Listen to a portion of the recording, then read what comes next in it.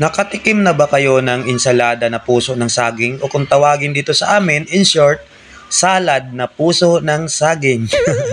At kung hindi pa kayo nakatikim at kung gusto nyo matuto, panoorin nyo lang yung video na to. Una kong ginawa dyan mga idol, hinati ko sa dalawa yung puso ng saging bago lagain para mabilis lumambot. At habang nialaga ko ito, hinanda ko na yung pagsahog.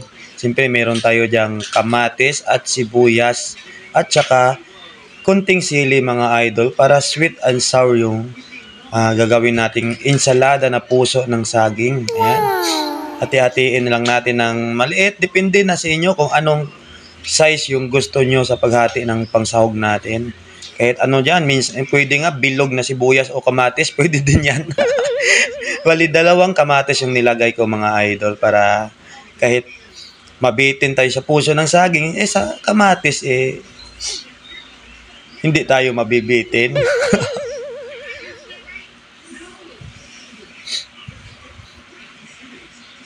At gamit ko nga pala dito na sili mga idol is siling labuyo para mas maanghang.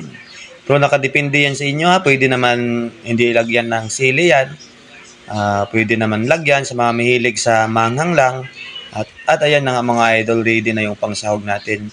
At pagkatapos nga lagain yung puso ng saging mga idol at medyo malambot na siya, hinimay-himay ko na ito mga idol. Ganyan lang yung gawin yan. Wow! The best talaga ito pang ulam mga idol. At ito din yung pang malakasan na pulutan mga idol. Wow! Kasi noon pag mag-chill-chill kami, pag wala kaming budget pang pulutan, ito yung ginagawa ko. Puso ng saging lang at kamatis yan mga idol. Pero mas masarap din talaga yan mga idol sa bahaw na kanin mga idol. The best talaga yan. Healthy na, makakatipid ka pa. Basta yan lang yung gawin nyo mga idol. At pagkatapos ko nga himay-himayin mga idol, yan na yung kinalabasan. Lagyan lang natin ng suka yan mga idol. Para medyo asim-asim.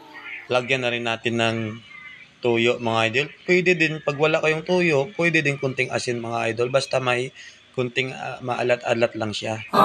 Yan, siyempre i-mix-mix lang natin yan. Yan, parang ganyan yan. Wow! Napakasarap yan mga idol. Try nyo lang. Lagyan natin ng kunting asukal mga idol. Yan. Tapos ihalo natin ulit. Dapat mga idol, haluin nyo maigi mga idol para ano ba yung timplada niya. Ilagay din natin yan yung kamatis. Yan. Masarap nga kung kamatis lang mga idol. Lalo pag may nilagang puso. Anak ko. Ilagay na rin natin yung sibuyas natin. At saka lagyan din natin ng sili. Yan yung tinatawag na sweet and sour. Sweet and sour talaga. Sweet and spicy. Yan. At yan na nga mga idol yung ating finished product na